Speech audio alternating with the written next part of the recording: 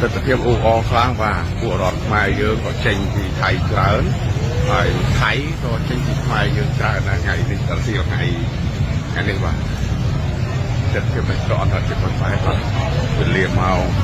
74មកទី348បាទ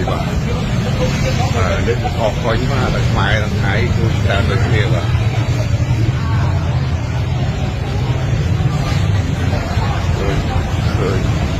ឋានភាពអ៊ូអបងប្អូនយើងចេញពីច្រើនបាទហើយថៃចេញទៅ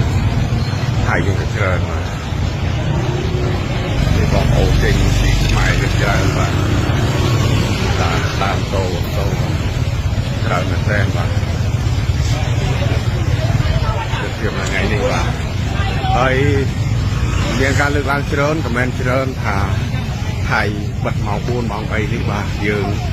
សួរលើខាងសមត្ថកិច្ចទៅថាมันដឹងដែរព្រោះអ្វីវាអត់ទៀងវាខាងភាពហាក់ដូចជាឯកតោភាគីអញ្ចឹងបានរហូតដល់ម៉ោងនេះយើងមិនទាន់មានដំណឹងផ្លូវការទេសូម្បីសមត្ថកិច្ចក៏មិនបានមានឯកសារជាក់លាក់ថាបិទម៉ោង4ទេគ្រាន់តែជាការលើកតគ្នាប៉ុណ្ណោះបាទឥឡូវនេះសមត្ថកិច្ចយើងពេញការងារយ៉ាងមកងាយញឹកទីនេះបាទហើយមិនមកក្រោយម៉ោង4យើងនឹងអាប់ដេតថ្មីថែមទៀតបាទអរគុណខ្ញុំឡើងរីកាពីពួកអង្គការជាប៉ោយប៉ែតបាទឃើញថាវាជាព័ត៌មាន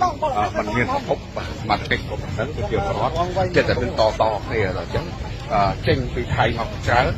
ថៃចេញទៅប្រទេសគាត់វិញក៏ច្រើនបាទគួរអរបាទអាប់ដេតម៉ោង4ក្រោយម៉ោង4បន្ថែមទៀតបាទដល់តាមថ្មី